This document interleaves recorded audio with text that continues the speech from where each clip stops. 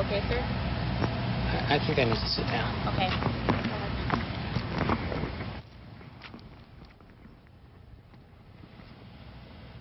That student has just found out that the body of the fellow student that he murdered has just been recovered by police.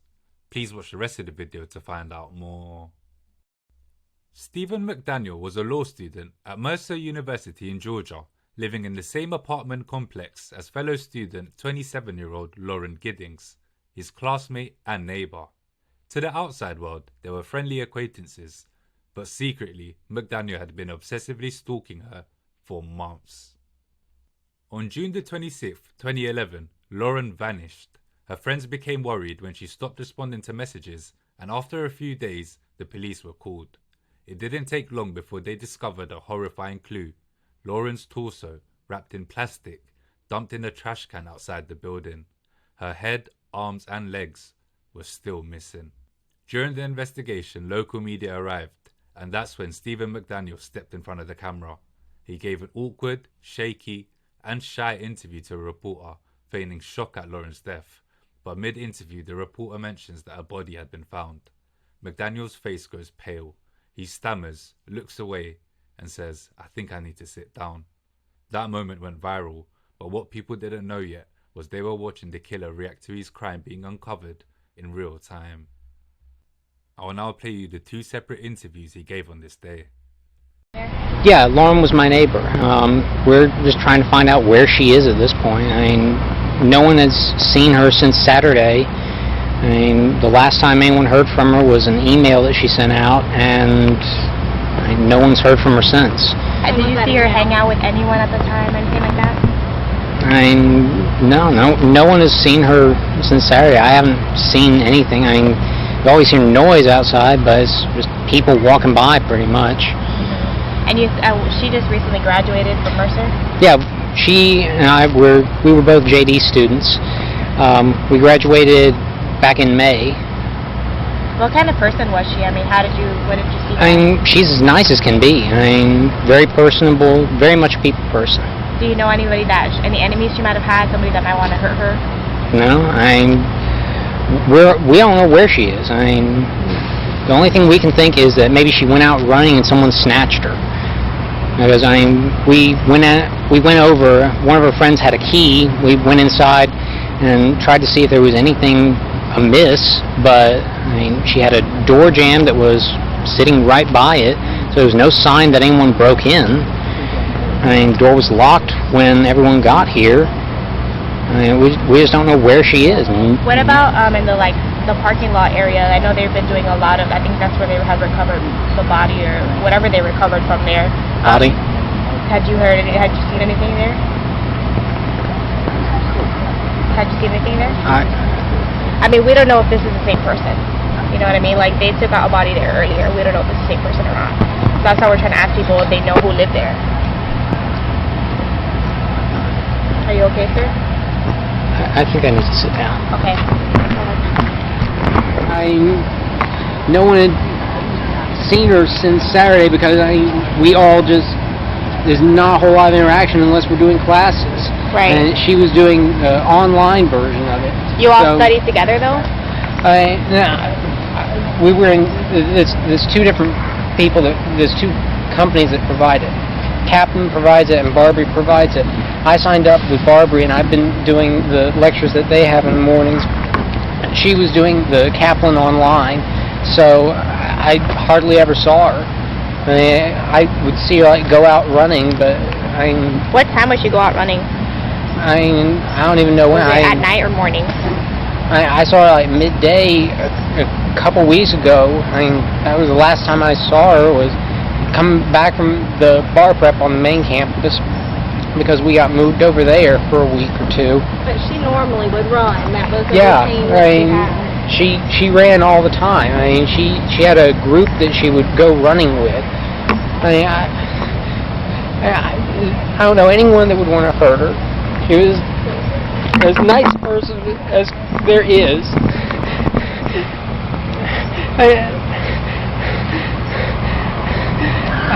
Was she moving soon? Did you know anything about her? Yeah.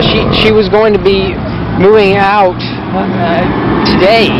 She was supposed to move out today because someone else was going to be moving into her apartment in the new law school. Do you know if she was like, where is she from? Is she from Maryland? Yeah, she's from up in Maryland. Put this on you so we can hear you. Is that all right? Okay. I'm so sorry. Here, and you can just hold on here. Thank you. Yeah, she's from Maryland. Yeah, I mean, she was from up in Maryland. I mean, all her family was there, as far as I know. I mean, she... What's going on in your mind right now? Like, what are you thinking? Why would anyone do this? She didn't hear anything? No. Didn't see anybody? I just heard something. Maybe I could have helped. Okay, don't worry. Do you want to sit down for a second? Get something to drink? Do you know if a bunch of her friends are getting together or anything? That's how I found out that she was missing. A bunch of her friends came over yesterday night around midnight, and they hadn't seen her since Saturday, so they were trying to find out where she was. So they were knocking on neighbors' doors and stuff? No, they went in, they had a key to her apartment, and they checked around, didn't see anything out of place. I mean, it was locked when everyone got there. That was midnight? Yeah, around midnight, and then we went over to law school, see if maybe she was over in the library studying or something. And we looked up in the study rooms on the 3rd floor, and there was no one there. And we came back, we looked around, and just tried to find anything to figure out where she was. She doesn't have any family in Georgia? I don't know. As far as I know, all of her family is from in Maryland. Have you met her family before? There was one time that I met them. They came down first year. She had a little dog, a little brown dog, that she would exercise out in front of the law school, and it got hit as she was coming across the road. I heard the car hit it and ran out, and she was there crying, and thankfully there was someone who came along who knew a vet or something, and they helped that, and her family came down I think a couple weeks after that or something. I met them just briefly. Right. But Is there a boyfriend or we've been trying to figure out. She has a boyfriend up in Atlanta, but someone called him, and he hadn't heard from her. No one could figure out where she was. Who was the last person to be with her? You said that somebody had seen her on Saturday? Yeah, she went over to a couple friends' house, Gary Mueller and Joe Cairns. They live over on Walnut, and they said that she was over there in the morning, and then that was the last time that anyone we've been able to find out from had seen her. She hadn't mentioned what she was going to do that day or anything? Joe, he got onto her computer last night to see if she had said anything. She'd sent an email out to some people that afternoon talking about like going out to eat or something. And the last thing that there was an email that she sent out after 10 that night where she sent to, I think it was someone in Atlanta, a friend of hers in Atlanta, and she said that she was afraid in her apartment that she thought that someone had tried to break in on Thursday night, and she was afraid to stay in there. But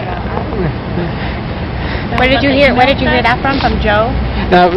He pulled it up, and we read it off the screen. She had said that to a friend in Atlanta? Yeah, I can't remember his name, but... And you hadn't heard anything on Thursday night? No. She never came to you to tell you anything? No, if she had, I could have done something. I could have lent her a handgun. I've got a little handgun that I have for defense. And Or she could have slept over or something. Yeah, something. If she was afraid in her apartment, then get her out of there. So they tried to break in on Thursday. That's what she said in the email. She thought that someone had tried to break into her apartment. She said, like, Macon hoodlums tried to break into my apartment on Thursday night. Is that her car parked there? The Chevy? No. Small car? No, I think that's the detective's car, Detective her car's not Patterson. even there? No, it was here earlier, and they towed it. I mean, it'd been there for days, and then they towed it to, I guess, look through, see if there was... Yeah. How did you find out that something was wrong with the police here? Was it like when you walked up a little while ago, or? No, I mean, the police were called last night, and they came and they looked around. They didn't see anything. I mean, they went in, we looked around the place. No sign of a struggle, no sign that anyone had broken in, just nothing. Just she was gone. And then this morning they knocked on my door. They were looking around trying to find anything. And a few of the other friends,